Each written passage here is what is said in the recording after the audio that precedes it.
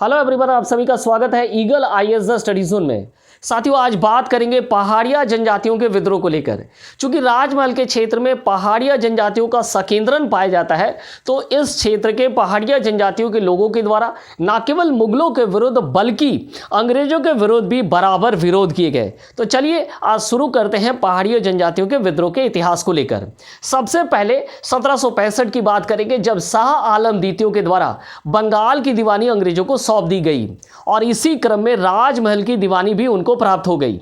लेकिन 1766 से ही रमना अहाड़ी के नेतृत्व में पहाड़िया जनजातियों के लोगों के द्वारा इस घटना का विरोध किया गया और उन्होंने मुगलों के साथ साथ ब्रिटिश की संयुक्त सेना के विरुद्ध विद्रोह किया।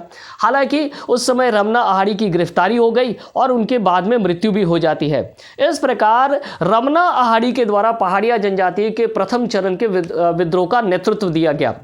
1770 में इसी क्षेत्र में भीषण अकाल देखने को मिला, अर्थात बंगाल का भीषण अकाल होने के कारण राजमहल का क्षेत्र भी इससे प्रभावित हुआ और 1772 में पुनः पहाड़िया जनजातियों का विद्रोह हमें देखने को मिला। इस चरण का नेतृत्व चंगड़ू सावरिया, पांचगे डोबा और कड़िया पुरहर के द्वारा किया गया। इस प्रकार पहाड़िया विद्रोह के प्रथम चरण का विद्रोह शुरुआत हुआ और कैप्टन ब्रूक के द्वारा इस विद्रोह के दमन का असफल प्रयास भी किया गया। चलिए दूसरे चरण के विद्रोह की बात कर ले, जो कि 1778 में प्रारंभ हुआ।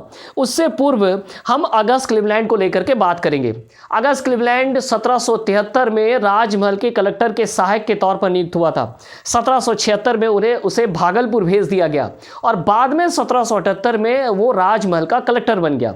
तो जब पहाड़िया जनजातियों के दूसरे चरण का विद्रोह हुआ या बाकी जितने भी चरण के विद्रोह हुए, वो सभी के समय उस समय काल के दौरान जो कलेक्टर थे वो कौन थे? तो अगस्त क्लीवलैंड थे। चूंकि अगस्त क्लीवलैंड ने देखा कि लंबे समय काल के दौरान पहाड़िया लोगों के द्वारा अंग्रेजों के विरुद्ध विद्रोह किया जा रहा है, तो उन्होंने पहाड़िया लोगों को कंपनी की सेवा में रखने का प्रयास करना प्रारंभ कर दिया। उन्होंने पहाड़िया लोगों को धनुर्धर के रूप में कंपनी के सेवा में रख दिया और मासिक वेतन भी देना प्रारंभ कर दिया।